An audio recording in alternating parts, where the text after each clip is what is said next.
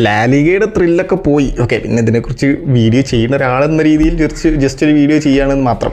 Barcelona ഒസാസുനേറ്റ് 2-1 എന്നുള്ളൊരു സ്കോറിന് വിജയിച്ചു. ഒസാസുനൻ്റെ home മാച്ചായിരുന്നു. ബാഴ്സലോണയെ സംബന്ധിച്ചിടത്തോളം എവേ മാച്ചായിരുന്നു. റയൽ മാഡ്രിഡ് ആ ഒരു സെയിം സ്റ്റേഡിയത്തിൽ പൊട്ടിയിട്ടുണ്ട് 2-1 എന്നുള്ളൊരു സ്കോർ. ബാഴ്സലോണ വിജയിച്ചു. ഓൾമോസ്റ്റ് 14 പോയിൻറ്റ്സ് ക്ലിയർ ആയിപ്പോൾ. ഓക്കെ, ബാഴ്സലോണ ഒരു മാച്ച് കൂടുതൽ കളിച്ചിട്ടുണ്ട്. 34 മത്സരങ്ങളിൽ നിന്നും 88 പോയിൻറ്റ്സ്. റയൽ മാഡ്രിഡ് 33 മത്സരങ്ങളിൽ നിന്നും 74 പോയിൻറ്റ്സ്. കാര്യമൊന്നുമില്ല, അടുത്ത മാച്ച് ജയിച്ചാലും വലിയ കാര്യമൊന്നുമില്ല. ലാലിഗ ഓൾമോസ്റ്റ് ഇങ്ങനെയാണ്. പിന്നെ ഈ ഒരു ഇതിലാകെ ഇനിയിപ്പോൾ നമുക്കൊരു എൻ്റർടൈനിങ് ആയിട്ട് ലാലിഗയിലുള്ളത് ഒരു എൽ ക്ലാസിക്കോ ബാക്കിയുണ്ട്. ക്യാമ്പ് നൗവിൽ മെയ് 10 ഒരു എൽ ക്ലാസിക്കോ ബാക്കിയുണ്ട്. അതെങ്കിലും ഒരു ഇച്ചിരി ത്രില്ലിംഗ് ആയാൽ മതിയായിരുന്നു. ലാലിഗ കൊണ്ടുപോയി റയൽ മാഡ്രിഡ് കാല ഉടച്ചു എന്ന് തന്നെ പറയേണ്ടി വരും.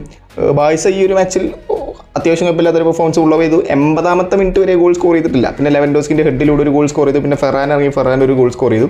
പിന്നെ ഒസാസുന ഒരു ഗോൾ തിരിച്ചടിച്ചു. That's it. ബാഴ്സലോണ വിജയിച്ചു. ആൻഡ് സിംപ്ലിന് കോൺസിക്യൂട്ടീവ് ആയിട്ട് 2ാമത്തെ ലാലിഗയും കിട്ടിയിട്ടുണ്ട്. ഈ സീസണിൽ ഇപ്പോൾ അവർക്ക് കഴിഞ്ഞ സീസണിൽ കിട്ടാത്ത കോപ്പ ഡെൽ റേ ആണെന്ന് തോന്നുന്നു. കോപ്പ ഡെൽ റേ സെമി ഫൈനലിൽ പുറത്തായി. ചാമ്പ്യൻസ് ലീഗിന് പിന്നെ കുറച്ച് കാലമായിട്ട് ഇല്ലല്ലോ, അപ്പോൾ അത് ഇല്ല. അപ്പോൾ സൂപ്പർ കോപ്പ ഡി എസ്പാനിയും ലാലിഗയും ബാഴ്സലോണയ്ക്ക് ഉണ്ട്. റയൽ മാഡ്രിഡിന് ഒന്നുമില്ല.